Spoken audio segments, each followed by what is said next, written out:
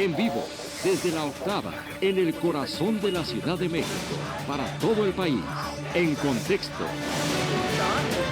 Es momento de ponernos en contexto con Rubén Luengas. Después de las protestas masivas que le obligaron a renunciar, el presidente de Sri Lanka huyó del país asiático en un jet militar.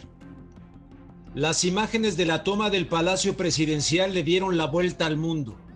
Pero no solo es Sri Lanka.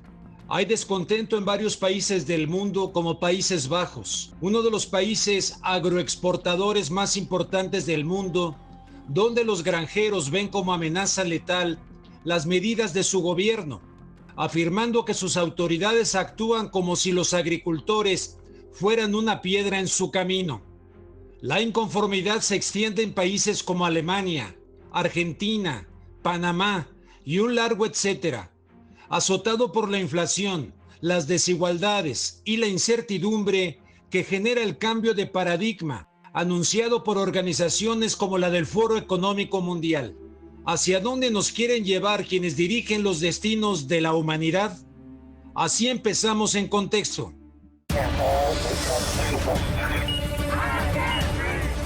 En contexto. 81.400 personas und noch keine Immunität der Bevölkerung. En contexto con Rubén Luengas. Muy buenas noches, estimados amigos. Bienvenidos a este espacio que es En Contexto aquí en la octava. Y tal como lo estamos ilustrando ya en la introducción del programa, hay inquietud, hay descontento, hay manifestaciones en diferentes partes del mundo, en el ámbito del continente americano, en Europa, en Asia, en diferentes partes.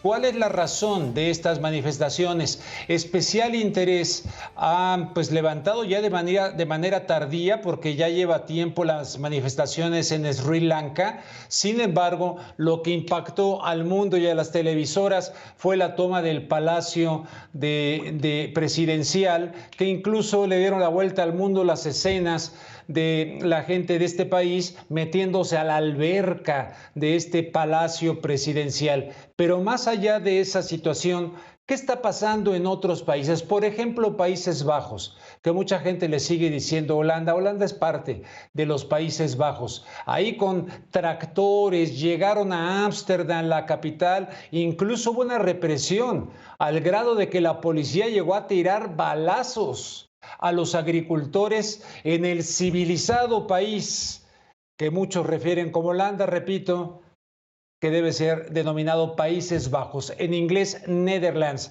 Voy con mi compañera Bianca Aguirre para que nos haga un recuento de estas manifestaciones en diferentes partes del mundo. Actualmente, las desigualdades mundiales de riqueza son más pronunciadas. Algunos países han experimentado incrementos espectaculares de la desigualdad, incluidos Estados Unidos, Rusia e India, mientras que otros países como los europeos y China han experimentado aumentos relativamente menores. Pero también hay desigualdad entre ricos y multimillonarios mundiales.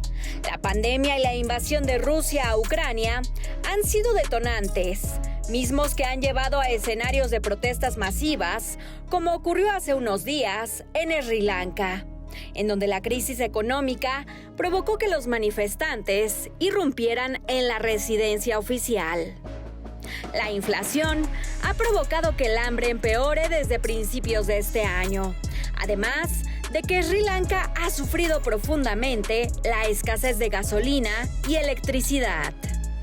En 2020, en Chile, se declaró estado de emergencia para la región metropolitana, debido a las manifestaciones realizadas por ciudadanos en contra del alza en la tarifa del metro.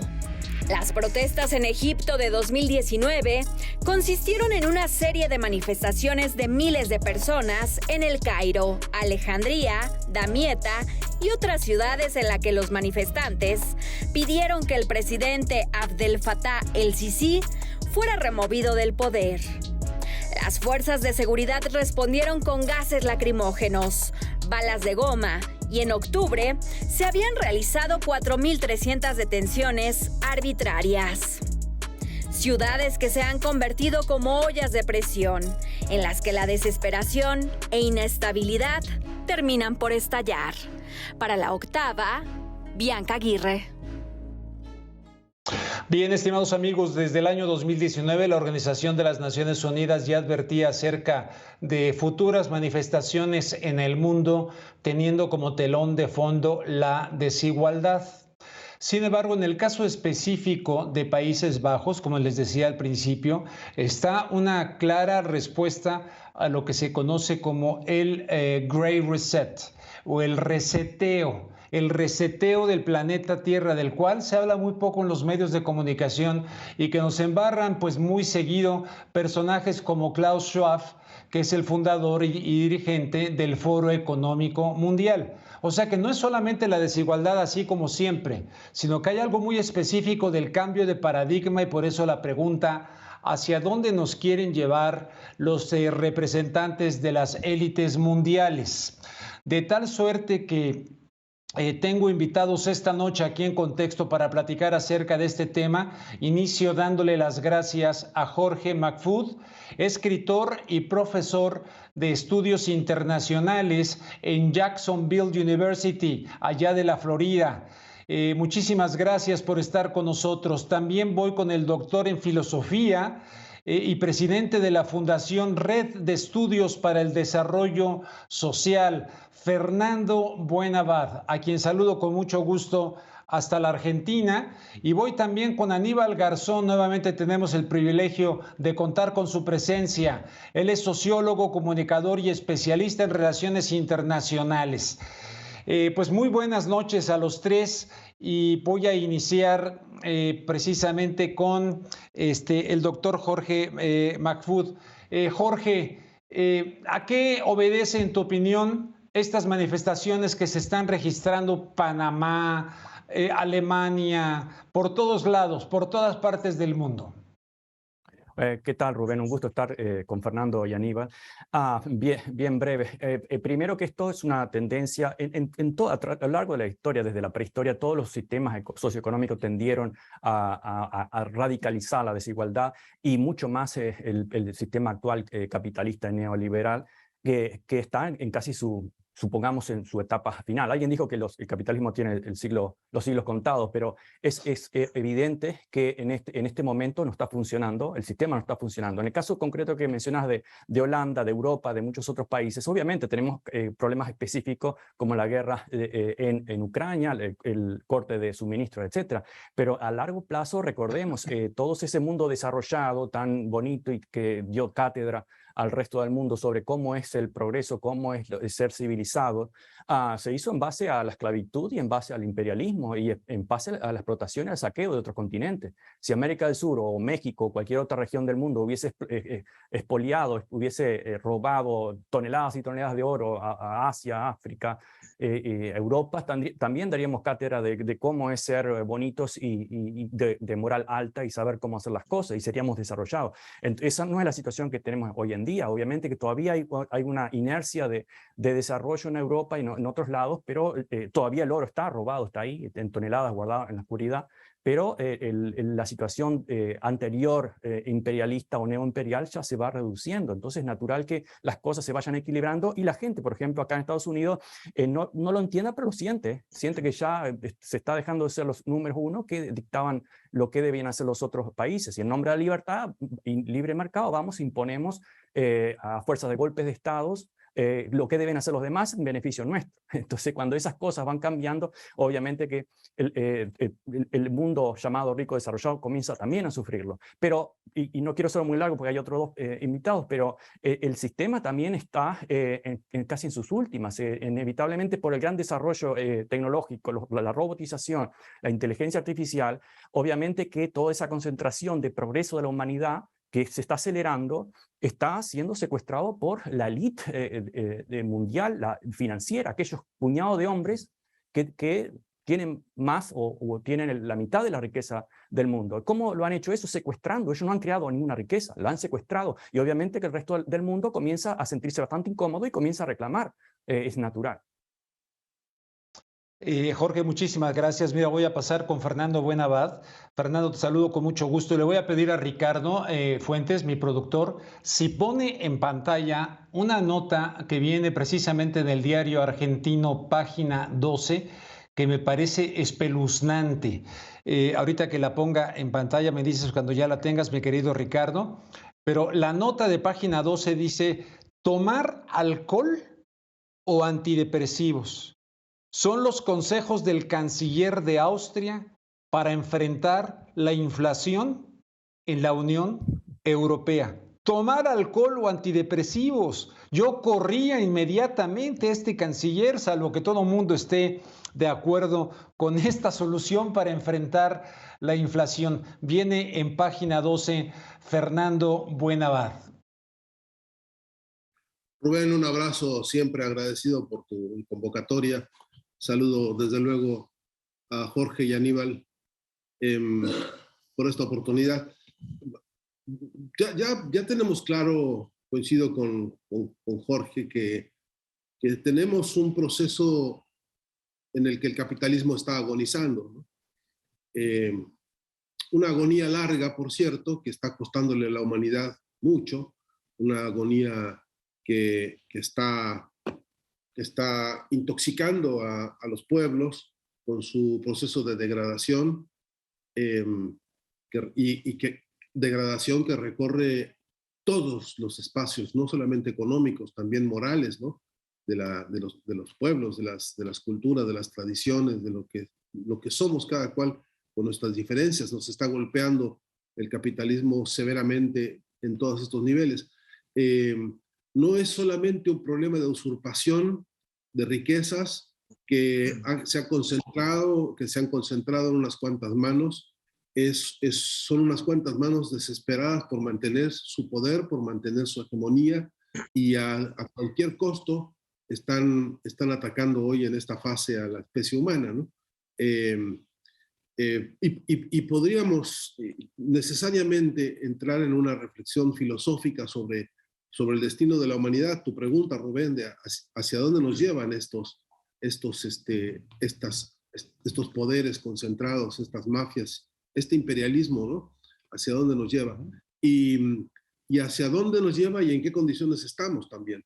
Porque al mismo tiempo que ocurre este proceso de degradación política, social, repito, moral, ética por todo el mundo, al mismo tiempo ahí en esa contradicción, en el corazón de este proceso de agonía, están haciendo un proceso de conciencia de los pueblos que está marcando pautas también de cómo estamos aprendiendo a visibilizar esta agonía y cómo estamos aprendiendo a releer los estragos de esta situación mundial, ¿no? Yo creo que hay una corriente muy fuerte a nivel internacional hoy por un humanismo de nuevo género. Creo que ese humanismo de nuevo género está poniendo los ojos en cosas muy concretas que saltan a la vista porque ofenden, como esta noticia del diario Página 12, pero como la desfachatez de un asesor del presidente de Estados Unidos que hacía con todo desparpajo, dice que bueno, que es un trabajo dar golpes de Estado y que ellos se especializan en eso, y lo dicen así con esta obscenidad macabra, ¿no? Mientras tanto, estamos viendo pueblos que ayer mismo el centro de la ciudad de Buenos Aires estuvo plagado por movimientos y manifestaciones populares que vinieron a decirle al propio gobierno de Alberto Fernández que esto no puede seguir así, que no puede seguir entregándose la riqueza del país al Fondo Monetario Internacional, que no puede estar el pueblo argentino sometido a los estragos de esta agonía del capitalismo, y que estamos en un escenario de una contienda política que tiene que resolverse de manera profunda, radical, digo de raíz, y que no admite demoras porque está costando demasiado a la especie humana, ¿no? ¿Hacia dónde nos llevan? Hacia una confrontación cada vez más aguda, hacia una confrontación cada vez más irrenunciable, en la que se vuelve insostenible la hegemonía de unos cuantos frente al desastre de la inmensa mayoría de los seres humanos.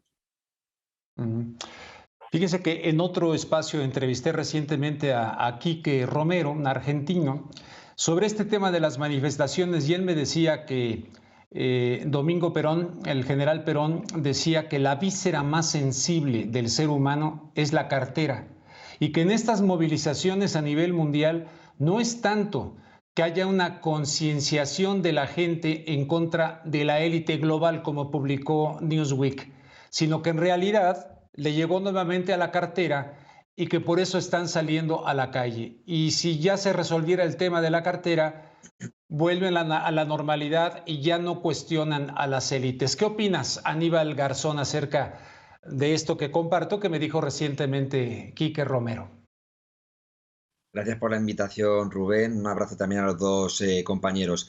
Bien, yo creo que al final lo que está aquí, ¿no? A nivel del marco teórico es, de la óptica marxista, lo de que es clase en sí a clase para sí.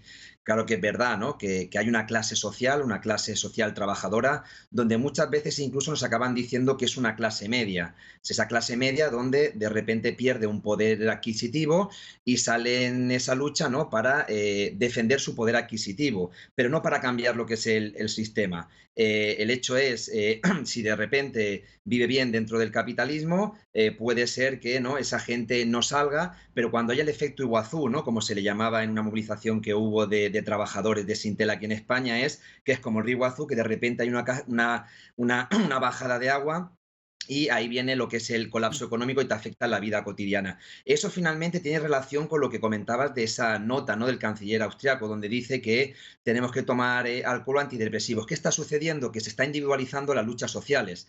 Si yo, por ejemplo, pues vivo bien, en una clase media, tengo un poder adquisitivo, no voy a salir a protestar, pero si entonces vivo mal, entonces sí que tengo que salir a protestar. No tenemos esa dimensión colectiva, que ahí vendría el concepto de clase para sí. Hay una clase social, existe dentro del capitalismo las estructuras sociales con su choque y sus dialécticas, pero una cosa es las condiciones objetivas que hay y otra es mi condición subjetiva, ¿no? De yo tener la conciencia de movilización.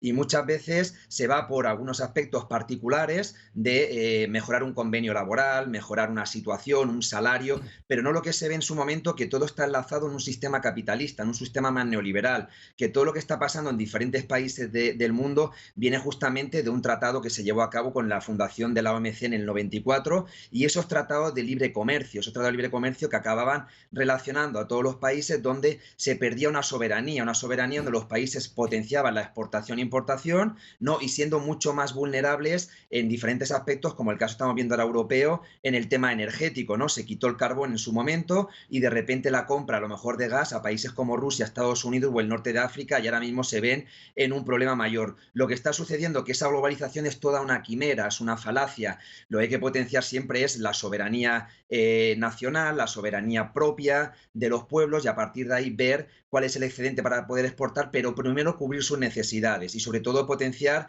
con el máximo de integración y de cooperación. Y esto no es propio del sistema capitalista y es lo que estamos viendo actualmente en las movilizaciones que hay, ¿no? Hemos dicho ya Holanda, en el tema de Alemania, lo que ha sucedido, por ejemplo, ¿no? También en Asia, lo que estamos viendo de dimisiones en algunos presidentes, primeros ministros, perdón, como el caso de Italia, que se ha llevado ya un debate, el tema de Estonia, el tema de Bulgaria. O sea, que estamos en una situación ahora mismo de diferentes complicaciones internacionales, pero yo creo que la base de todo es la decadencia de ese modelo neoliberal que lo implementaba, ¿no? Como el único modelo, el fin de la historia, el fin de las ideologías, y está colapsado porque no es sostenible. Y ahí lo estamos viendo, en el que ni es sostenible ni siquiera está llevando a cabo el lograr lo que son los objetivos del milenio, que no los consiguió en el 2015, ni tampoco en ese modelo vamos a conseguir los objetivos del 2030. Por lo tanto, ese es el fondo de la cuestión, ¿no? De que no es un modelo que sea válido para la población mundial, por decirlo así.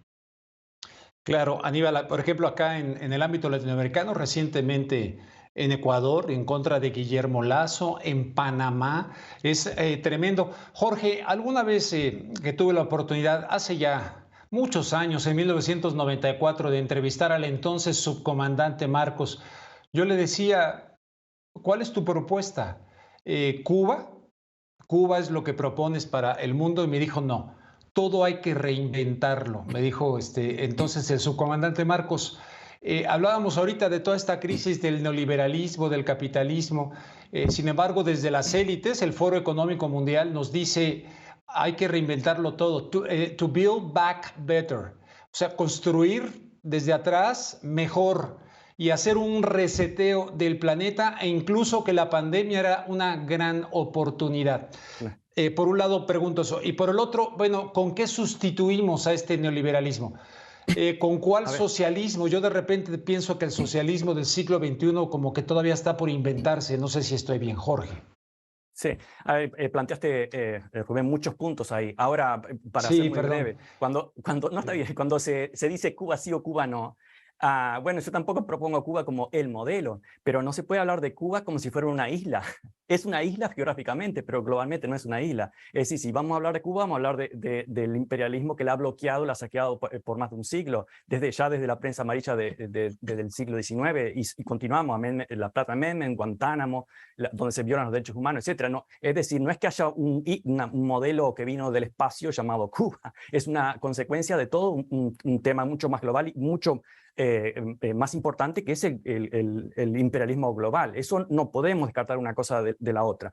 Ahora, hace 20 años hemos dicho, hemos publicado hasta el hastío, y estoy seguro que Aníbal y Fernando, para ellos no será ninguna novedad, pero lo hemos dicho 1000 veces. Estamos sobre dos bombas de tiempo. Una es el cambio climático, y la otra es la gran diferencia que va creciendo, diferencias sociales, que cada vez es mayor. Que algunos apologistas dicen, bueno, pues es necesaria la diferencia porque ahora los pobres son menos pobres que antes. Pero por Dios, ¿acaso vamos a esperar o pretender de que con todo el progreso que la humanidad ha hecho durante miles de años, que ha hecho en ciencia, en tecnología, en pensamiento social y filosófico, en democracia, en derechos humanos, toda esa resistencia, toda esa creatividad que ha sido secuestrada por las élites, no van a generar progreso, no van a reducir el hambre? ¿Para qué entonces tanto progreso? Es inevitable. Lo que pasa es que, repito, se ha secuestrado primero la riqueza y segundo la narrativa, que es fundamental.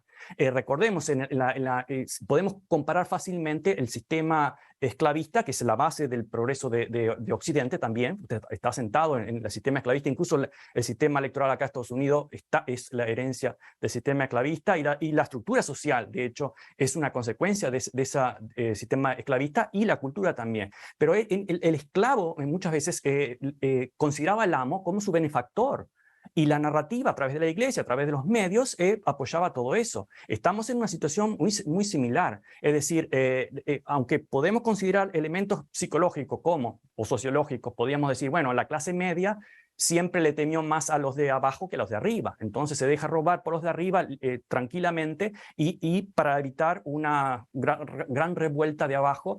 Pero podemos inflar un globo indefinidamente, pero un día explota. Y eso son las bombas de tiempo, tanto la climática, que va a traer más problemas sociales sin duda, como las desigualdades per se, en sí mismas. Y tenemos, por otro lado, los grandes poderes financieros que concentran ese poder financiero, que es poder político al mismo tiempo, a través de los medios. ¿Y cuáles son los medios secuestrados, que siempre fueron secuestrados en el pasado? Repito, desde la prensa amarilla en el siglo XIX, después con todos los medios de televisión, radio en el siglo XX, luego el Internet, ya sabemos que se usaron para dar golpes de Estado, para destruir democracia en nombre de la libertad. Eso está absolutamente claro. Pero en este momento los medios secuestrados son, por ejemplo, las redes sociales, etc. Tenemos manifestaciones inoculadas por bots, o no, inoculadas por diseños muy claramente pensados desde esas super compañías como Twitter, Facebook, y nombramos 5 más, no mucho más que eso, que dicen somos todos muy democráticos. Sí, pero a ustedes no lo eligió nadie, señores, y ustedes deciden qué hacen con los algoritmos, y a quienes les dan una pequeña diferencia, que eso decide elecciones. Y sobre todo, como en la época de los esclavos, tranquiliza esa molestia de los de abajo para beneficio de los de arriba. Entonces estamos en una situación muy semejante. ¿Y cuál sería la solución, que para ir a la última parte de tu pregunta? Bueno, para ser moderados, solo para ser moderados, tenemos que empezar. Bueno, ¿qué pasa con toda esa creación de riqueza y de productividad de la inteligencia artificial y de robot? Salario universal, señores. Para empezar, que todo el mundo tenga las necesidades básicas satisfechas.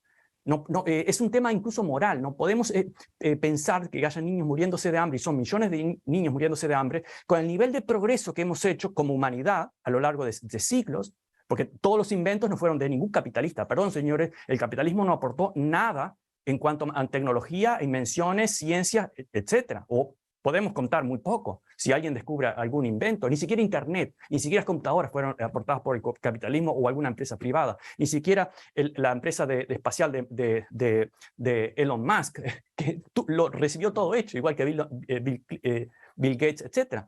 Entonces, todo ese capital que la humanidad ha creado a lo largo de los siglos debe ser redistribuido como mínimo para cubrir necesidades mínimas. Primer punto. Segundo punto, luego comenzamos a hablar de cuál es la justicia de esta obscena desigualdad, en el cual la gente tenga derecho a participar más en política, pero de verdad. Y ahí vamos al otro punto. Eliminar ese abuso obsceno que llamamos democracias vigiladas, en el cual hay gente que pone billones de dólares o miles, cientos de millones de dólares para influenciar elecciones de forma legal o de forma ilegal, igual las pone, y a eso llamamos democracia, exactamente como en el primer siglo de Estados Unidos se llamaba democracia, un sistema esclavista donde el 15% de la población, hombre blanco y propietario, solamente podía votar y llamábamos democracia, y todavía hoy se llama democracia eso. Bueno, en este caso la plutocracia se llama democracia, entonces tenemos como forma moderada simplemente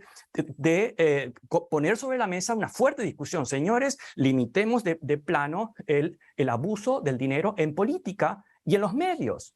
Es decir, yo no tengo problemas con los millonarios, no quiero ser millonario, pero no tengo problemas, pero señores, no pasen sobre los derechos políticos del resto, solamente porque ustedes tienen dinero y bastante más dinero. Ahora que dices esto de la democracia, lo decía él en reiteradas ocasiones, pero me lo dijo a mí cuando lo entrevisté en California. Gore Vidal me dijo, no, mire, aquí no hay más que un partido político y con dos alas, la demócrata y la republicana, y las dos alas son derechas, me dijo Gore Vidal. Chomsky lo explica de otra manera, dice, bueno, aquí cada 4 años votamos para ver si nos llevan a la misma dirección, por el carril derecho o por el carril izquierdo. Jorge, antes nada más de pasar con Fernando Buenabad, hay quienes afirman que en realidad, ya que hablabas de secuestro, hay un gobierno mundial privado disfrazado de democracia, con gerentes que van siendo colocados tanto de derecha como de izquierda en diferentes partes del mundo. ¿Tú estarías de acuerdo con esa aseveración? Sí, no sé si está perfectamente planificado como una secta, pero de hecho lo es. Es decir, existe, tanto que se demoniza a los trabajadores y a los gremios, existe un super gremio de millonarios que cuando se les ocurre hacen huelga de capitales y quiebran los países que quieran. Entonces están permanentemente presionando a gobiernos de forma directa o indirecta, de forma consciente o inconsciente. Es decir, hay una narrativa que se espera como normal de no te metas con este tipo de cosas, y hay una forma esperada de hacer las cosas. Y claro, ellos tienen el poder de presionar y de secuestrar como quieran. Si tienen el dinero, tienen los medios y tienen la estructura, y además tienen toda la cultura de millones y millones de personas, como en la época de los esclavos, que mejor no nos metemos porque por lo menos tenemos una pócima una vez al día. Y si le damos... escuchamos demasiado a los críticos, demonizados como siempre, podemos perder la pócima. Entonces mejor dejemos las cosas como están. Entonces eso claro, que es un gobierno global de alguna forma o de la otra. Claro. Fernando Buenabad, y hacía yo esa pregunta, Fernando, en el contexto también, tú recordarás ¿cómo se llamaba el Trans-Pacific Partnership? La propuesta esta que encabezaban Barack Obama y que no quiso Trump, de un acuerdo transpacífico, fue negociado en secreto. Era un caballo de Troya donde a fin de cuentas se sometía al concepto de Estado-nación y podrían ser demandados. Si el Estado-nación dejaba, por ejemplo, de producir o de difundir un determinado cigarrillo, podría ser demandado y en tribunales internacionales. Entonces, ¿cuál democracia, no? Es lo que hizo Philip Morris con Uruguay. Lo demandó. Exactamente lo que hizo Philip Morris con Uruguay, Jorge, sí. Fernando Buenabad, entonces en esa línea y en cuanto a la alternativa, porque ahora decimos, bueno, vámonos por el socialismo del siglo XXI. ¿Qué es el socialismo del siglo XXI? ¿O cuál es la alternativa a este neoliberalismo? Yo la podría un poquito arraigar en una actitud, y no digo que yo tenga esa actitud, pero decía San Francisco de Asís, yo necesito pocas cosas y las pocas cosas que necesito, las necesito poco. Se me hace el hombre libre, ejemplo. Pero el sistema nos dice, no, tú necesitas muchas, güey, muchas cosas. Y las muchas cosas que necesitas, las necesitas mucho. Esclavízate. Por eso en Estados Unidos hace mucho tiempo hubo alguien que dijo, vamos a cambiar el tema de resolver necesidades de los estadounidenses para de satisfacer necesidades para que satisfagan deseos. Y ahí vino toda la propaganda, Edward Bernays, y lo extendieron a todo el mundo, mi querido Fernando Buenabad. Oye, Rubén, este encuentro se está convirtiendo en una injusticia tremenda, porque has puesto sobre la mesa 60 temas, y qué desesperación. Híjole, perdón, pero tú escoge y que la gente vaya haciendo una depuración. Decía un amigo mío, tenemos un océano anchuroso de temas con 1 centímetro de profundidad, ¿no? Entonces, yo quisiera al menos proponerte que esto no termina acá, que tiene que repetirse esta discusión, porque hay tantas cosas para profundizar. Me parece que todo el mundo. Pero yo quisiera tomar una o dos de estas reflexiones o de estos temas, a ver si logro por lo menos dejar en claro que primero, no es suficiente inventar definiciones únicas y para siempre. Lo que alguna vez significó el proyecto comunista que Marx pensó en el manifiesto, ha tenido desde luego una evolución, porque la realidad misma se ha movido, porque ha cambiado las condiciones fundamentales de la historia de la humanidad, aunque hay constantes que permanecen, por ejemplo, los modelos de explotación. Por ejemplo, sigue teniendo validez el enunciado leninista de estamos en una fase imperialista, que es la fase superior del capitalismo, donde se registran todas las canalladas que te puedas imaginar de los conglomerados financieros y de las mafias que se adueñaron del poder económico del mundo, principalmente. Entonces, por eso sí creo que es necesario caracterizar que estamos bajo una guerra híbrida a nivel mundial, controlada por 3 grandes ejércitos. El ejército militar, que hoy está siendo el gran vencedor en todo el planeta. No dejemos de lado un día hacer el recuento de cuánto se está gastando en el mundo en materia de inversión militar para el escenario que se está reconfigurando de la mano de la OTAN. Luego, que es indispensable ver que hay, acompañando esto dentro de otra de las formas de esta guerra, la reorganización de los sistemas financieros mundiales, que hoy siguen teniendo ganancias extraordinarias, a pesar de que pintan una crisis en la que dicen ellos no están ganando lo que quisieran. Y podríamos entrar a los números. Y la otra es, por supuesto, la guerra mediática, ¿no? Que está teniendo también un proceso muy acelerado de concentración para justamente la consolidación del discurso único, del relato único, ¿no? Entonces, la combinación de estos factores está teniendo hoy expresiones muy concretas. Por ejemplo, la OTAN ya anuncia concretamente que los siguientes escenarios de la guerra van a ser las cabezas de las personas, que la guerra tiene que librarse en el cerebro de la gente y que hay que desplegar todo un instrumental. Han publicado libros, han publicado declaraciones la OTAN sobre este proyecto que es tan cínico como las cifras que se publican sobre la inversión armamentística a nivel planetario y cuáles son las nuevas, escucha la monstruosidad, las nuevas metas de crecimiento y desarrollo financiero para la industria bélica planetaria. De modo que, sí. En medio de esto, ¿hacia dónde ir? Entonces decía yo al principio, no aceptar la idea de que anteponemos una definición como si esto fuese un dogma que ya tiene preestablecidas los criterios y las fórmulas, y veamos cómo ha habido una inteligencia social y popular a lo largo de la historia que se las ha ingeniado para organizar resistencia, lucha y victorias, que las hay y muchas. Todavía no tenemos el mapa de las grandes victorias semióticas de nuestros pueblos, todavía no tenemos ni siquiera un mapa de las subjetividades mundiales para saber cómo, a pesar de estar tapizados por iglesias en todo el mundo, bueno, no me voy a detener demasiado en eso, pero esta caracterización de los mapas de la subjetividad y de las grandes importantes luchas de la transformación del estado de la conciencia de los pueblos nos arrojan, por ejemplo, modelos interesantísimos como el cubano, desde luego. Hay que usar ese como el modelo único para todo. No tendría sentido. Yo creo que ni los cubanos quisieran hacer eso, porque hay allá adentro también una serie de propuestas, digamos, superadoras que son extraordinariamente interesantes. Pero lo mismo tendríamos que decir de lo que ha pasado en Venezuela, por ejemplo, y de lo que ha pasado en Bolivia, por ejemplo, ¿no? Hace unas cuantas horas estuvo en Argentina Evo Morales diciendo, lo primero que hice fue nacionalizar los recursos naturales. Entonces, ¿hacia dónde tendríamos que ir? Hacia eso, hacia despojar, es decir, hacia luchar contra la concentración monopólica de los recursos naturales para no aceptar obscenidades como esta. En Argentina, que hay ahora una crisis inflacionaria espantosa, este país que produce tantísimos alimentos, están en manos todos los alimentos que produce Argentina de 3 o 4 dueños.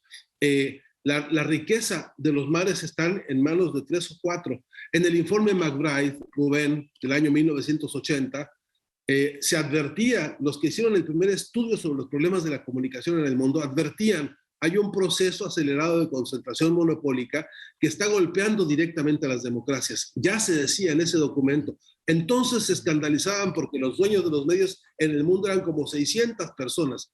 Hoy son 9 tipos los que controlan eso. Entonces, esta circunstancia tiene que ser una condición del acuerdo político mundial en el cual, digamos, vamos contra la concentración de los recursos naturales y de las economías en unas pocas manos. Pero no es suficiente, porque, ojo con esa ecuación que mencionaste, Rubén, de que sacando la plata del bolsillo, con eso se amansan y se apaciguan las protestas. Yo no le creo, porque de todas maneras hay pueblos que por abajo están cobrando conciencia de movilización, de intervención y de empoderamiento, y eso existe también en medio de esta crisis. Y por último, cierro con esto, es que yo pienso que junto con el proceso de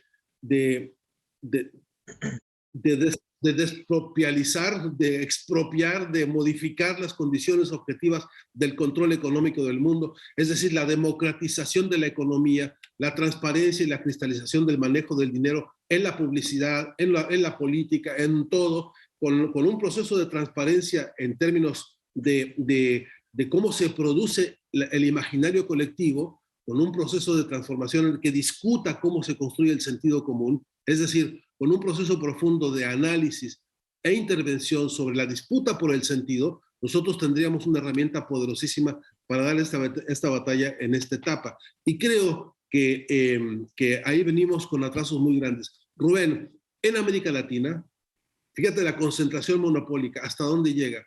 Existen 1000 facultades de comunicación, más o menos, de las cuales un porcentaje del 70 y para arriba son propiedad privada, son universidades privadas. El 80 o 90% de la producción teórica que se consume dentro de esas universidades se produce en las escuelas norteamericanas, en algunos casos las escuelas europeas. Si ese es el panorama y no tenemos nosotros la suficiencia en la producción teórica que necesitamos y que la tenemos, porque hay baluartes extraordinarios en América Latina, por lo menos a este respecto, que podrían estar generando ya una corriente muy importante de producción para cambiar el pensamiento que tenemos en materia de comunicación. Por ejemplo, para hablar solamente de un específico caso de la concentración monopólica más brutal que tenemos. Bueno, yo creo que en eso está una estrategia para lo que tú preguntas, ¿hacia dónde vamos? Deberíamos ir hacia allá, creo yo. Ahora, ¿cómo se llama eso? Si se trata tú mencionaste a Juan Domingo Perón. Bueno, Perón decía, una de las cosas que hay que lograr es la comunidad organizada, ¿no? Bueno, justamente lo que no hemos hecho, ¿no? Organizar a la comunidad, pero ¿para qué? Para que se reapropie de todo aquello que debe ser propiedad comunitaria. Entonces, yo ya estoy hablando como comunista, ¿no? Si seguimos por ahí. Ahora, no quiero ponerle ese nombre, no se lo quiero poner primero a lo que tendría que ser el resultado de un conjunto de definiciones económicas e intelectuales y culturales, que son las que construyen ese modelo. Y por cierto, no lo vamos a construir nosotros en la mesa, tiene que ser producto de un consenso, de un escrutinio colectivo abierto, masivo y universal, ¿no? No, pero el consenso es antidemocrático. No puede haber consenso. Entonces ya no es democracia. Si hay consenso, que todo el mundo piense igual, donde todo el mundo piensa igual, pues ya... No es lo mismo, no es lo mismo estar de acuerdo, no es lo mismo estar de acuerdo en algunas cosas que pensar igual. Eso ni siquiera existe, no existe en tu casa, no existe en la mía, no existe entre amigos, ni entre parejas, ni entre... Es una entelequia, es una formulación. Tal vez es mejor utilizar la palabra pactos, ¿no? Negociación, pactos. Ok, yo cedo, tú cedes, pero consenso de que todos pensamos igual. Por eso Chomsky habla de manufacturar el consenso. Es manufacturar la opinión pública en lugar de las opiniones públicas. Sí, pero discutamos también el diccionario, ¿no? Un buen día de estos también democraticemos el diccionario, en el sentido de bueno. porque el consenso significa un largo proceso de debate, disputa y de acuerdo. Y generalmente en los debates, en las discusiones incluso nacionales, uno llega a hacer acuerdos para 3 o 4 puntos más o menos concretos en los que camina de la mano de otros. Y después sigue habiendo discusión. Entonces, yo creo que ahí incluso este razonamiento semántico nos hace mucha falta, porque así se han puesto sellos que obturan, ¿no? Que cierran el paso a muchas metodologías y acciones, ¿no? Déjame pasar con Aníbal antes de que después vayamos a una pausa, pero tómate tu tiempo. Aníbal, de lo que estamos discutiendo, ¿qué opinas? Bueno, yo haciendo una comparativa, ¿no?, sobre el socialismo del siglo XXI que habías comentado ahí, Rubén, tuve la oportunidad de vivir un tiempo en América Latina, pero ahora soy, ¿no?, natural, por decirlo así, de Europa, ¿no? Y yo creo que el concepto de socialismo del siglo XXI, cuando fui a América Latina aprendí muchísimo sobre ese concepto de integración regional, ese concepto antiimperialista, ese concepto de unificación de pueblos. No hay que olvidar que Europa, mientras que desde la caída del muro de Berlín, aquí se estaba dando, como bien comentabas, entre el Partido Republicano y Demócrata en Estados Unidos, pasaba exactamente lo mismo en Europa, ¿no? Que nos vendían ese proyecto de Unión Europea entre un partido socialista y un partido que se llama muchas veces Partido Popular, que es la derecha, donde además estaban perdiendo muchos derechos básicos que se veían aquí. No olvidemos, yo creo que aquí es donde es lo universal del socialismo, que es educación, que es salud, ¿no?, que es alimentación, ¿no?, que es el tema de soberanía energética. Son principios que tienen que estar en cualquier modelo a nivel internacional, porque si no estamos violando los derechos humanos y no estamos diciendo que son derechos universales. Pues aquí se estaban haciendo diferentes austeridades. No olvidemos la crisis española, la crisis de Italia, la crisis en Grecia, la crisis en Portugal, sobre todo lo que llamaban PIGS, ¿no?, los países cerdos en inglés, que le llamaban, que era del sur. Esa Europa que estaba perdiendo mucho en derechos sociales, y hablar del concepto socialismo de manera tradicional era algo pues marginal, ¿no?, porque parecía que olía a tema soviético y a tema de muro de Berlín. Pero a diferencia de esta decadencia en Europa, que estamos viendo incluso cómo se está dando el crecimiento de la ultraderecha en Francia, Holanda, en España mismo Vox, Chega en Portugal, en diferentes países que creo que a excepción de Irlanda todos tienen representación la extrema derecha en toda Europa. Vemos que en América Latina se estaba dando justamente en ese momento lo contrario, el decir no al ALCA, en el 2005, como se dijo, crecimiento, ¿no?, de los gobiernos progresistas de izquierdas, Mercosur, UNASUR, el proyecto de CELAC, el proyecto de UNASUR, diferentes proyectos de integración regional. Y ahí es donde entraba el debate y veías, mientras Europa iba para atrás en debates políticos, en debates dentro de la clase obrera, la clase trabajadora, en temas, ¿no?, de momentos sociales, en general, generalizando, en América Latina se estaba creando pues una visión. ¿Cuál era la visión clara? La visión clara era lo histórico de los recursos, ¿no? Como decía Galeano, las venas abiertas de América Latina, al ver toda esa expropiación que había habido tanto por España como por Estados Unidos, como por Europa en general, y dónde ese concepto se tenía que crear, con cada país su realidad. Ecuador es Ecuador, Argentina, México, Cuba con su modelo, con Venezuela, cada uno con lo suyo, pero con unos principios básicos. La salud ni siquiera está recogida al 100% en Estados Unidos. ¿Y qué sucede? Que nos normalizan que si una persona no tiene salud es por un fracaso individual, mientras que en Europa fue un derecho básico universal de todo el mundo el tener derecho a la salud pública, el tema de alimentación, el tema del poder escolarizarse, el tema de poder ir a la universidad de calidad y gratuita, que las clases populares tengan esa posibilidad. Pues justamente se estaba perdiendo y se está perdiendo con ese modelo de ese capitalismo que nos están diciendo el club de Bilderberg, ¿no?, y esas instituciones, que debemos reinventar el capitalismo, pero claro, eso es la estrategia ideológica que nos están diciendo, se tiene que reinventar para sus intereses. No nos van a decir de reinventar y que ellos cedan, no, para ellos no hay, siempre nos hablan incluso ellos el concepto de utopía, que es posible otro mundo. Entonces ahí hay un aparato cultural, de guerra ideológica, que ellos mismos están siendo críticos, pero nos están diciendo que ellos pueden tener la solución, cuando eso es totalmente una falacia. Yo lo que creo, siempre digo que el norte puede aprender mucho del sur, Y eso parte que tenemos que romper con un eurocentrismo. Posiblemente estemos en un modelo de que ahora el socialismo tiene una visión regional, internacional. ¿Por qué? Porque sabemos que los poderes fácticos, el imperio, van a intentar eliminar en todo momento cualquier intento de alternativa. Lo hemos visto el bloqueo a Cuba, lo hemos visto el tema de Venezuela, hemos visto que todos los intentos de golpe de Estado, no olvidemos los nuevos golpes de Estado que ha habido en América Latina, o incluso la otanización que ha habido mucho más con la entrada de Finlandia y Suecia en Europa, y el intento sobre todo de generar ese conflicto en Europa para evitar perder la hegemonía imperial de Estados Unidos. Creo que es interesante en toda esa visión geopolítica, sobre todo el ver, ¿no?, que el norte aprender del sur es muy importante, y eso a veces existe un eurocentrismo, un incluso concepto racista, concepto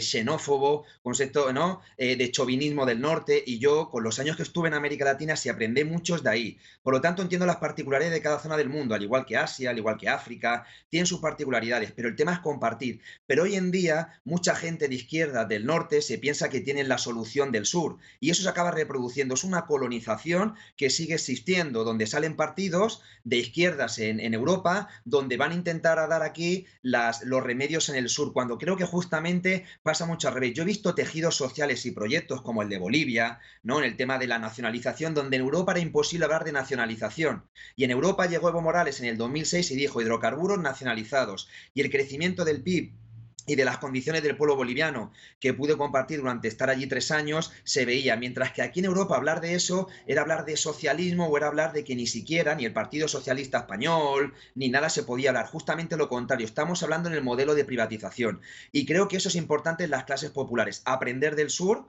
¿no?, con cada realidad de cada país, pero eso, lo que nos están haciendo en este aparato, y no para alargarme mucho más, ideológico, comunicativo, es decir que, bueno, el norte tenemos una superioridad sobre el sur y no podemos aprender. Por lo tanto, hay que romper con eso, el estigma, el estereotipo, el eurocentrismo. Y vuelvo a decir, yo creo que, y yo a nivel personal además, el sur ha enseñado muchísimo y podemos aprender sin olvidar la particularidad de cada país y de cada zona. Aníbal, Jorge, Fernando, antes de ir a una pausa, nada más les cuento una anécdota a propósito de esto de los partidos. Alguna vez estaba yo caminando por ahí por la Puerta del Sol en España, y me dijo un señor ahí platicando, dice, ya fue a conocer donde se fundó el Partido Socialista Obrero Español. Y dije, no, está aquí cerca, vamos. Entonces me llevó un señor mayor, me llevó, llegamos, aquí se fundó el Partido Socialista Obrero Español, es una taberna. Me invitó una caña y una cosa ahí de no sé qué, de bacalao, no me acuerdo cómo se llama. Lo fundó aquel Pablo Iglesias, no Pablo Iglesias, el histórico. Y en la conversación me dice, pero ¿sabe qué? El Partido Socialista Obrero Español hoy ni es socialista, ni es obrero, y ya ni parece español. Bueno, si me permiten, voy a una pausa y regreso con mis 3 invitados, con Jorge, Fernando y Aníbal, hablando de un tema que me parece apasionante. Regresamos en Contexto. Ahora la Octava Noticias es 100% digital. Entrevistas con enfoque personal, divertido y muy humano. Entérate de los gustos, qué piensan y sueñan los políticos y funcionarios más allá de su compromiso con la nación. Pero me encanta ir a la vieja. Todo el día es latino. Willy Colón, Blades. El lado B con Edgar Estrada. Todos los miércoles a las 8 p.m. a través de nuestro sitio web y canal de YouTube. La Octava, periodismo de verdad. Ahora la Octava Noticias es 100% digital. Presentamos el conversatorio con Daniel Rosas. Estos actorcillos que ahí andan ahora preocupados por el Tren Maya. Un espacio donde tú eres parte fundamental. Pregunta lo que quieres saber directamente a nuestros invitados. Y el tema de los bombos, pues expropiamos el terreno. Encarcelamos a un clan. Todos los jueves a las 9 p.m. a través de nuestro sitio web y canal de YouTube. La Octava, periodismo de verdad. Ahora La Octava es 100% digital. No te pierdas la nueva programación del canal de La Octava en YouTube. Conoce todos los detalles de la información del día en los noticieros de Luisa Cantú y Jesús Escobar. Empápate de los sucesos que mueven al mundo a través de Debatiendo con Carlos Castellanos, En Contexto con Rubén Luengas y El Octágono con Hernán Gómez. Sal al encuentro de grandes personajes a través de El Lado B con Edgar Estrada. la historia y el pulso ciudadano de México en El Conversatorio con Daniel Rosas, El Día Que y Crónica Urbana con el equipo de reporteros de La Octava. Y revelaciones. Todo esto y más aquí, en el canal de La Octava en YouTube.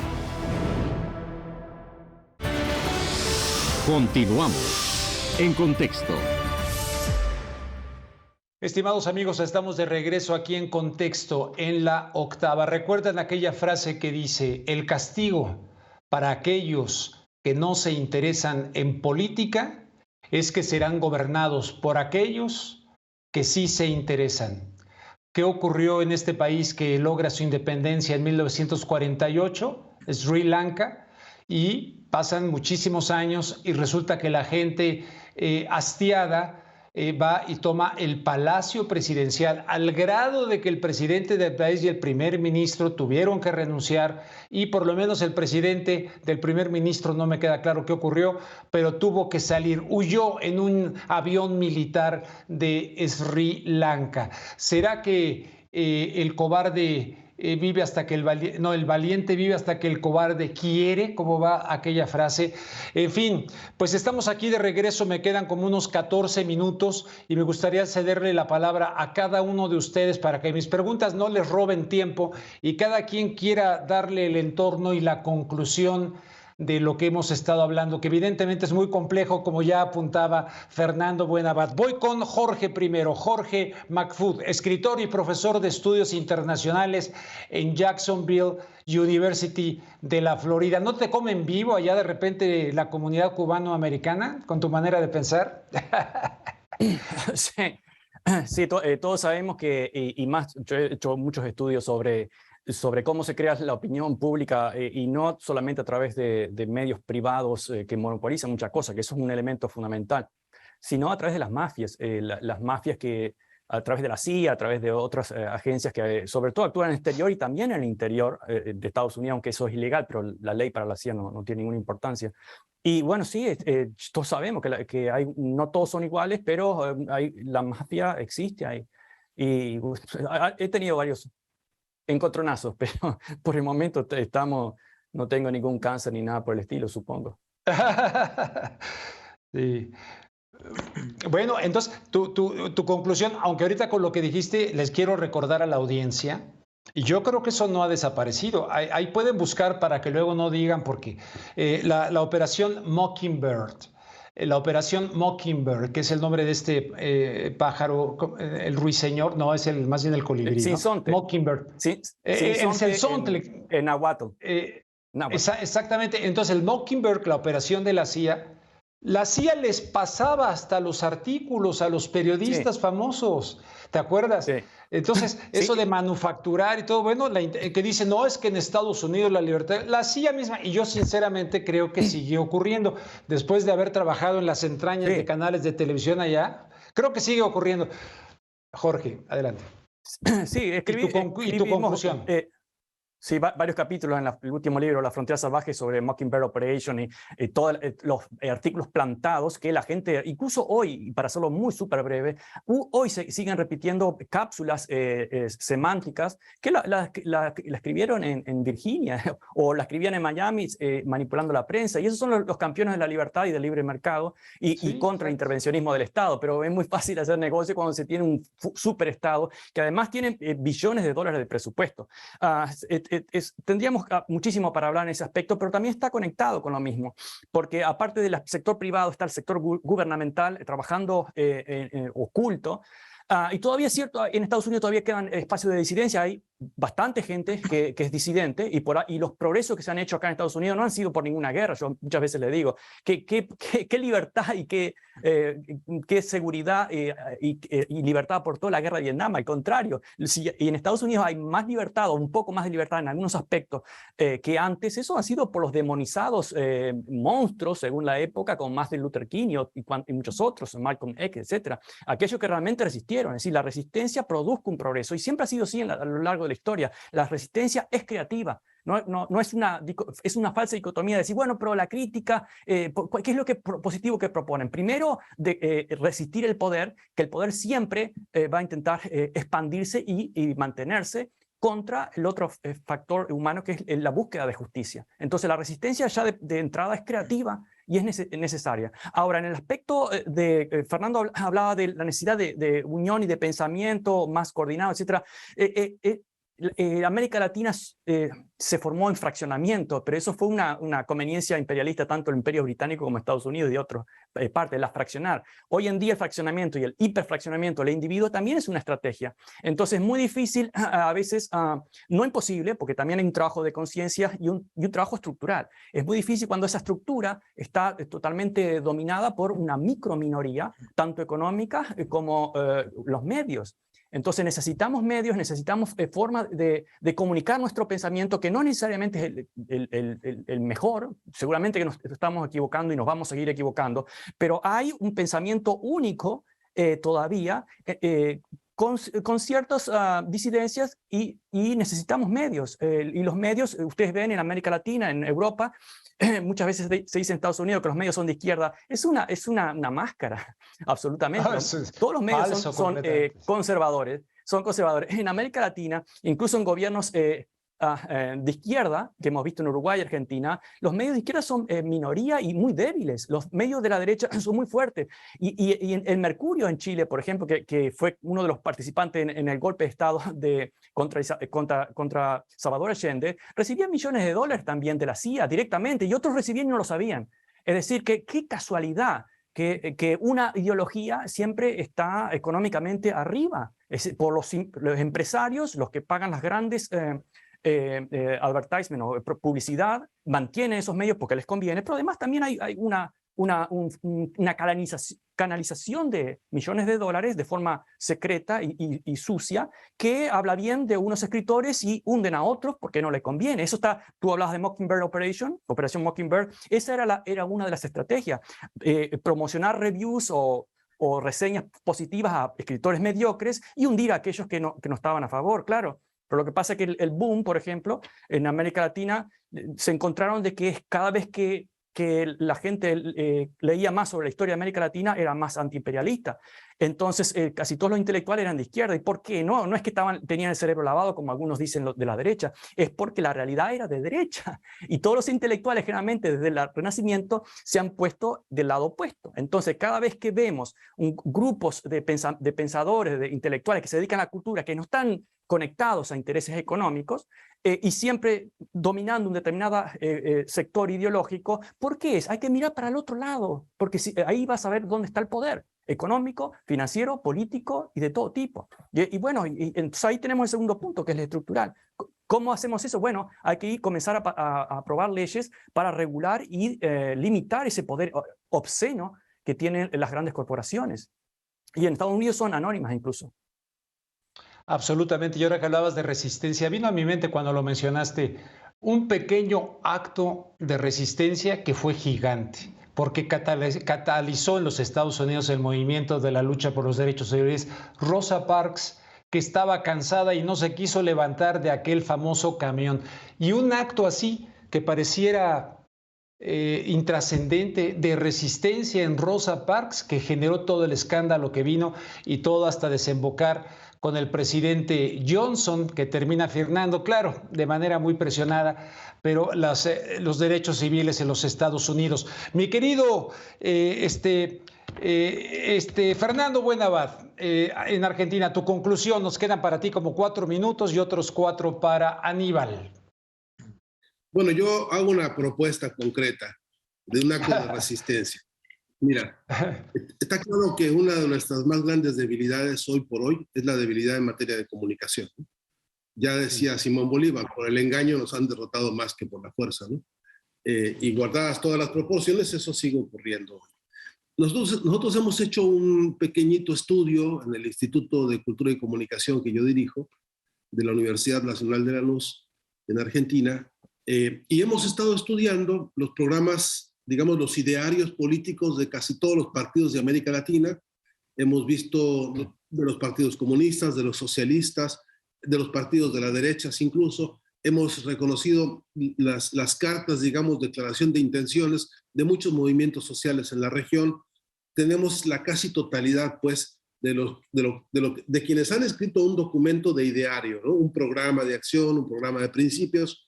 Hemos ido haciendo esta colección. ¿Para qué? Para buscar en qué lugar aparece la preocupación por la comunicación. ¿Dónde aparece la preocupación por los problemas de la comunicación? No solamente en América Latina, sino en el mundo entero, ¿no? Y resulta que el paisaje es desolador. Quiero decirles a ustedes que no aparece como prioridad del debate político ni de la constitución organizativa de las fuerzas políticas en la región. No aparece el tema de la comunicación como un tema central. Y creo que eso ya es un escándalo. Entonces, yo lo que estoy queriendo proponer como acción es que hagamos lo imposible por poner el tema de la comunicación como parte de la agenda del debate continental.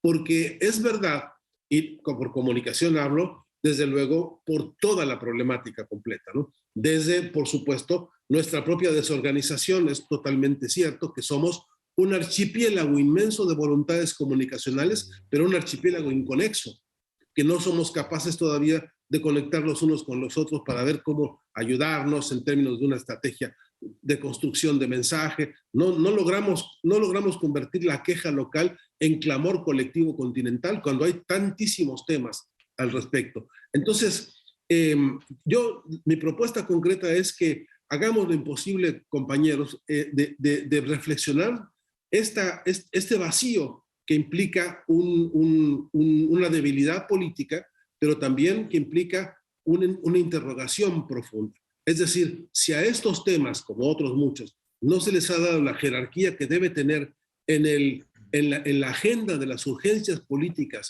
de este momento, yo creo que lo que estamos haciendo es regalar un espacio amplísimo y corriendo muchos riesgos al respecto.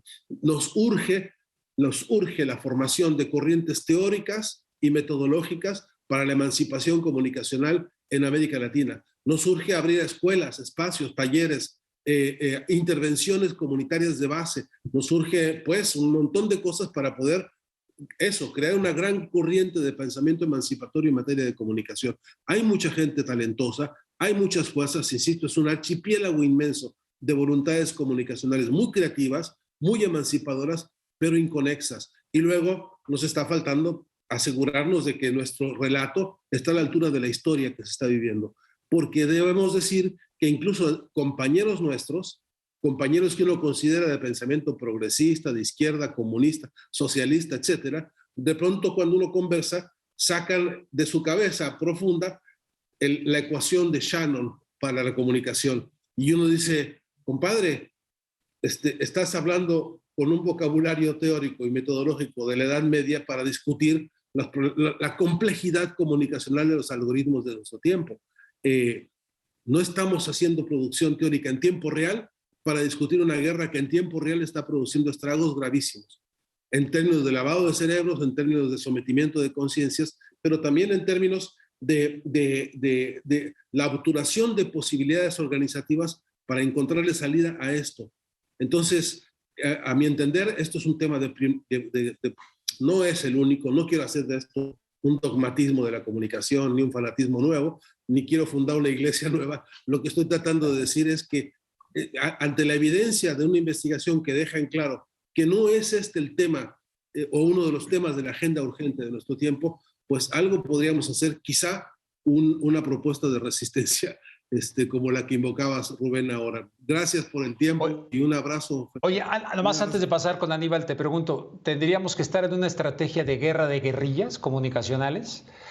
Yo así de repente lo veo. De repente estoy en YouTube, me cancela el en YouTube porque saco un documento oficial de la Fundación Rockefeller, oficial, en el 2010, donde hacen una proyección a futuro. Ya cada quien que lo interprete, pero lo pueden ver, ahí está, de lo que está pasando hoy. Pasaportes sanitarios 2010 de la Fundación Rockefeller.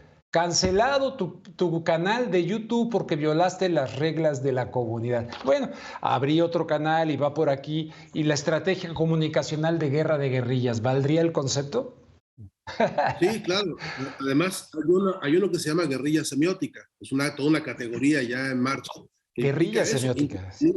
Intervenir directamente en todo corpus de significación para corregir, aumentar para quebrarle la columna vertebral al modelo de significación hegemónico y abrir en todo caso formas distintas de comprender la cosa.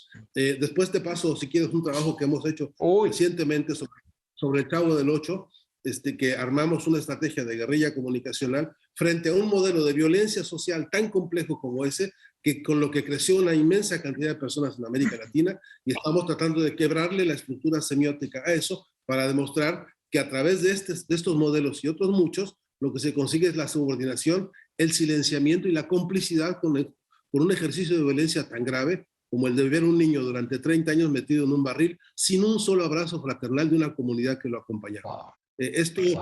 Me parece que son estrategias justamente semióticas para producir esto, guerrilla semiótica.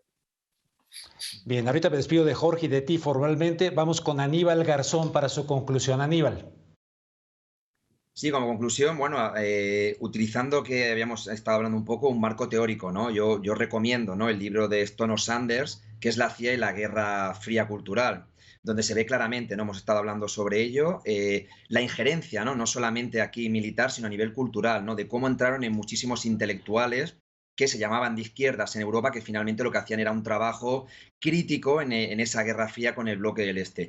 ¿Qué pasó también? Que al final tuvo también su impacto en los partidos comunistas occidentales, Italia, España, Francia sobre todo, ¿no?, que rompieron con esa línea. ¿Qué vengo a decir con esto? Que es la importancia de lo comunicativo, la importancia de esa violencia cultural que viene dedicada, ¿no?, sobre todo, y a nivel mediático y a nivel de otro tipo de estrategias que están en esos poderes fácticos. Claro, el enfrentamiento es en esa guerra cultural, esa guerra comunicativa, esa guerra simbólica que es constante. Nos acaban utilizando los poderes, nacen de un lado la democracia, el concepto de democracia, el concepto de derechos humanos, ¿no?, el concepto de soberanía, que finalmente lo utiliza ahora Biden en un discurso en su viaje a Israel hablando de democracia y derechos humanos. Eso es parte, ¿no?, de esta batalla ideológica, batalla comunicativa que tenemos ahora mismo actualmente, sobre todo en esta relación, ¿no?, de este sistema mundo. Es una batalla constante desde las bases, pero también en aspectos universitarios, en medios de comunicación. Claro, y ahí es algo importante. No solamente se habla de la violencia física ni la violencia psíquica, sino de la violencia cultural. Yo creo que es un aspecto que tenemos que tener en cuenta en toda esta batalla. Y ahí viene el tema de la desinformación. Estamos ahora mismo en un mundo donde nos están cortando esa información. Desde el conflicto en el contexto actual, el conflicto de Ucrania, donde nos cortan medios de comunicación de Rusia que no podemos ver, por decirlo así, en Occidente. La comunicación en un código deontológico tiene que ser comparativa, tenemos que tener diferentes fuentes de información, no todo lo que decíamos el concepto de consenso, tiene que ser plural, pero nos están limitando y sin ningún problema se está aceptando esa limitación de la falta de libertad de comunicación y de expresión, y eso es algo importante. En esta sociedad de la información, donde hay tanta información corriente al momento, incluso a veces sobreinformación, pero desde un punto de vista solamente. Yo creo que es una batalla del siglo XXI, ¿no?, que han destacado algunos intelectuales como Ignacio Ramonet en la tiranía de la comunicación. Es un trabajo trascendental. Por ejemplo, estamos hablando de algunos aspectos como lo de Sri Lanka y ni siquiera nos sale la noticia, la información, un gobierno, ¿qué tal? Pero no tenemos información clara de lo que sucede. Claro, tienes que poner a investigar. Claro, justamente 3 días antes había habido en una empresa empresarios rusos de Gazprom que habían visitado Sri Lanka. Yo pongo una hipótesis sobre la mano, ¿no? Una hipótesis. Pero tampoco se había aceptado el pacto del Fondo Monetario Internacional que se estaba creando. Claro, de repente hay movilizaciones durante 3 meses y justamente llegan el día 7 una delegación rusa y esta gente asalta una posición política, asalta al gobierno el día 10. ¿Y por qué el día 10 y no el día 6? Cuando la delegación rusa está al 7. Ahí viene el tema de la duda, la información que tenemos que sacar, todo interrelacionado en este tema de geopolítica, ¿no? Se habla de Sri Lanka, de una situación económica y de crisis que hay a nivel internacional, sobre todo a partir del COVID, pero no tenemos que olvidar nunca la geopolítica, sobre todo, que ha pasado a partir de lo de Ucrania. Estamos en un mundo multipolar, hay intereses, Occidente no quiere perder su hegemonía, tenemos Rusia, China, tenemos BRICS. ¿Qué ha pasado con Sri Lanka, que quería hacer un pacto de gas y le han dado esta situación? ¿Qué pasó con Pakistán en abril, donde se reunió el presidente de Pakistán con Putin en febrero? Creo que eso es importante, la reflexión, la duda, la interconectividad que hay, y eso lo que tenemos que llegar a esa opinión pública. Es difícil porque vuelvo a tener, yo creo que hablo más de opinión opinión mediática que opinión pública, y esos poderes fácticos nos dicen qué pensar y cómo pensar, y es una batalla, ¿no?, de semiótica, comunicativa, como está hablando Fernando, pero creo que lo importante sobre todo es la duda, la pluralidad, el contrastar, el tener datos, el investigar, y lo estamos viendo de si ha pasado en Sri Lanka esto, es por algo que también pasó en Pakistán cuando Asia está siendo la salida de Rusia. Un poquito para hablar de, así resumidamente, de geopolítica, que no tenemos mucho tiempo, pero creo que es importante sobre todo en esto de la ideología dominante, ¿no?, de lo que intenta Occidente implementar, sobre todo eso, la duda. Tenemos que pensar en toda la duda y que hay una verdad que no es absoluta, una verdad con unos intereses económicos, políticos y geopolíticos que nosotros tenemos que dudar en todo momento. Muy bien, le voy a pedir a mi productor si pone en pantalla ahorita voy contigo, Jorge, si pone en pantalla el libro que acabas de recomendar. Aquí lo tienen, La CIA y la Guerra Fría Cultural, de Frances Stoner Saunders. Este es el libro, ¿verdad?, que recomiendas. Exacto, una obra maestra. Yo lo conseguí en un viaje a Cuba, 2004, una obra maestra, pero es un libro de estudio con mucha fuente de verificación, sobre todo en Guerra Fría, y sale mucho nombre de intelectual que se veía como a la izquierda, donde la CIA financió diferentes eventos y encuentros con el objetivo, ¿no?, de hacer esa batalla ideológica contra el lado soviético. Bien, Jorge, querías decir algo, pero ya adelante. Sí, es parte de Howard Hunt, que escribió su memoria y es consistente con todas las memorias y los documentos clasificados. Rodríguez Moneval en la revista de París, diferentes Guggenheim Foundation, muchas fundaciones, la National Endowment for Democracy, que ahora que también puso plata a muchos youtubers, etcétera. Pero solo en 30 segundos, no quiero extenderme mucho. Quería comentar lo que han dicho Aníbal y Fernando sobre el tema comunicacional.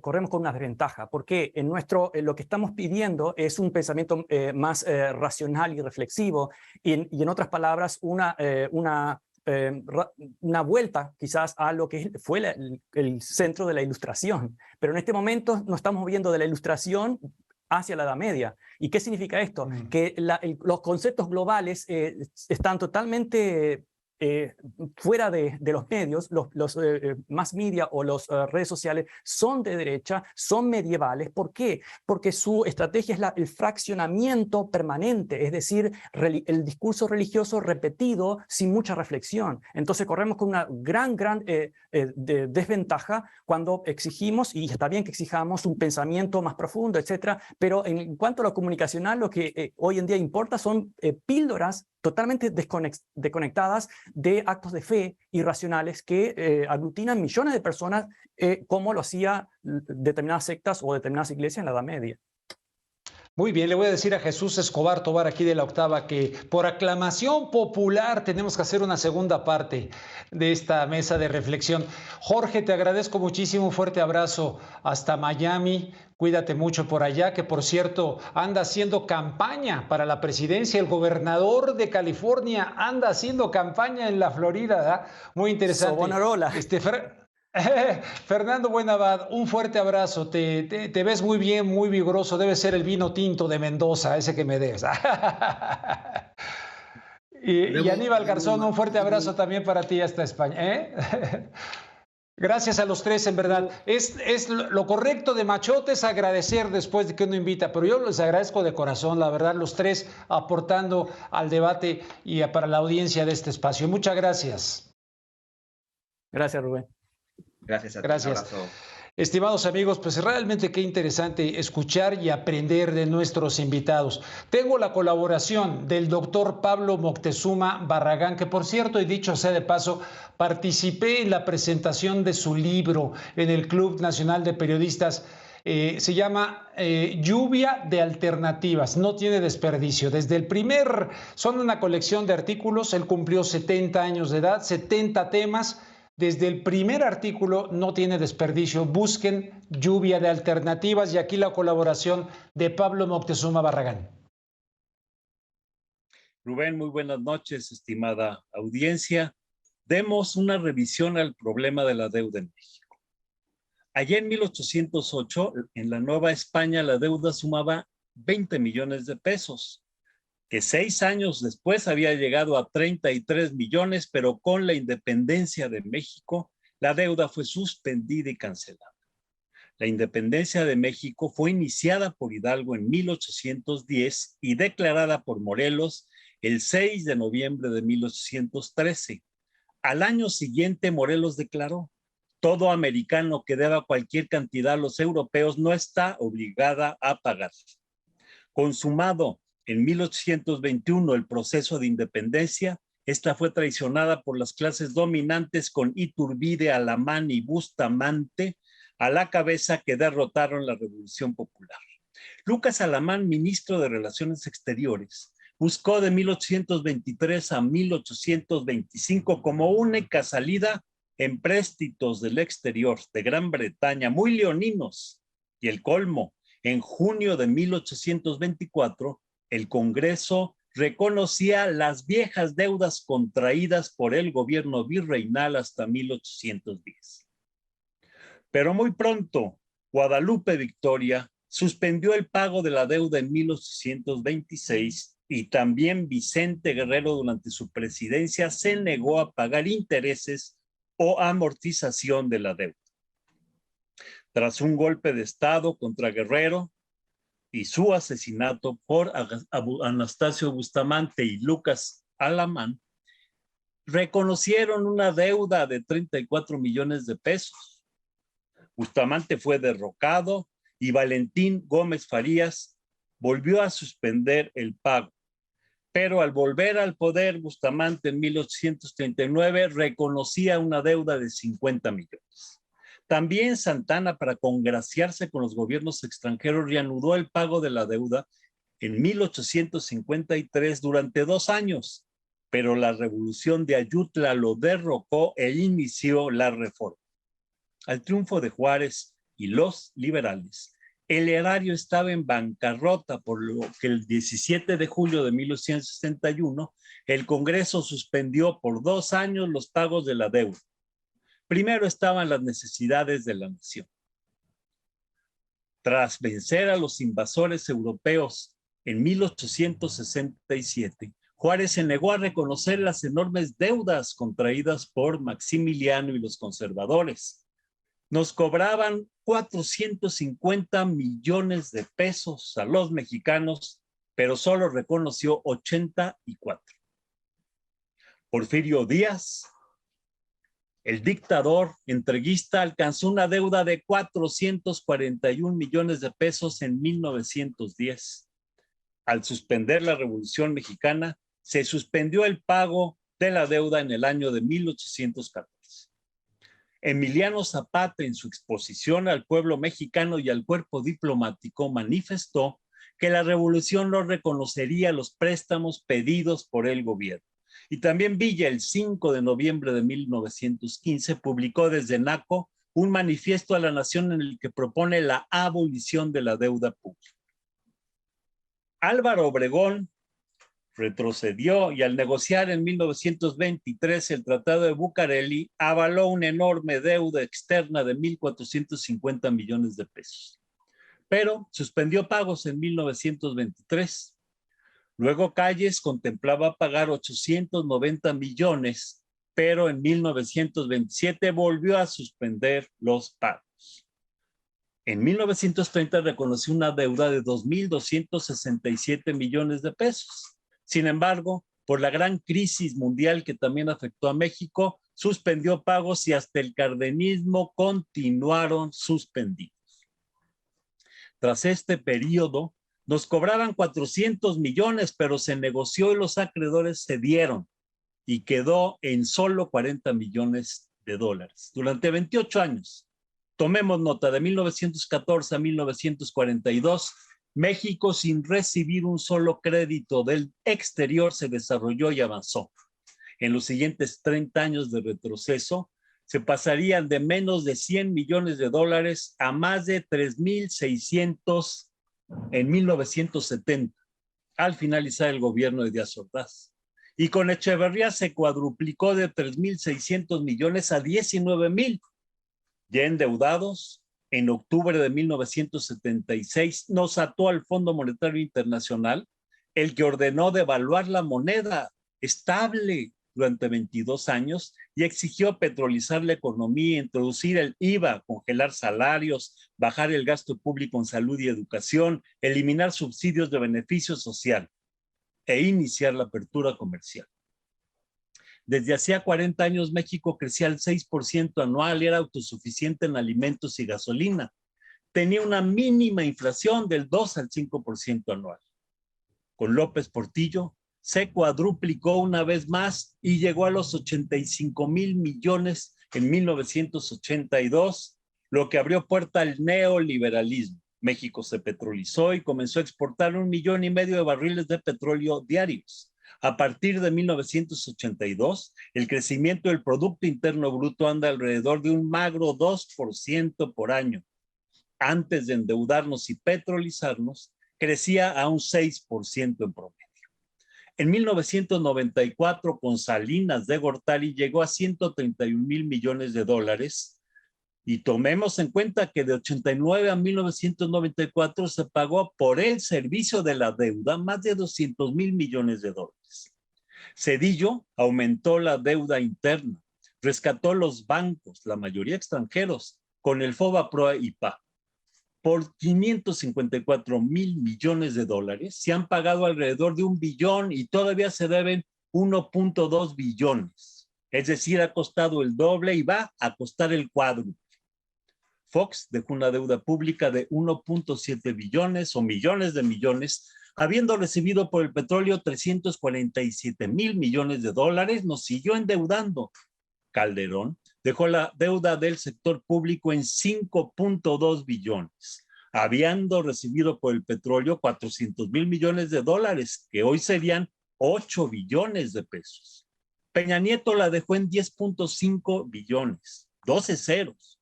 Hoy debemos 13.5 billones. La deuda y los pagos crecen día a día al aumentar las tasas de interés debido a la crisis. Se suspendieron pagos en la independencia tras la reforma y en 1914 en la Revolución. Guerrero, Valentín Gómez Farías, Benito Juárez y hasta Lázaro Cárdenas suspendieron pagos, mientras que los conservadores, Bustamante, Alamán, Santana, Porfirio Díaz y el PRIAN siguieron pagando y aumentaron la deuda. Hoy que vivimos una emergencia nacional, es muy alta la cantidad que se tiene que pagar, 860,000 millones de pesos en tiempos de crisis. Es hora de suspender pagos. Demos prioridad al problema interno. Suspendamos pagos, renegociemos y logremos quitas en esta deuda externa. Rubén, es muy importante. Muy buenas noches. Ahí tienen ustedes a Pablo Moctezuma Barragán, le agradezco mucho y el tratamiento de la deuda. Es el momento de despedirnos y en esta ocasión me despido con una frase de Eduardo Galeano. El desarrollo desarrolla la desigualdad. Eduardo Galeano. Estimados amigos, les invito para que me acompañen el próximo sábado, 8:30 de la noche en Contexto, aquí en La Octava. Que tengan un excelente fin de semana.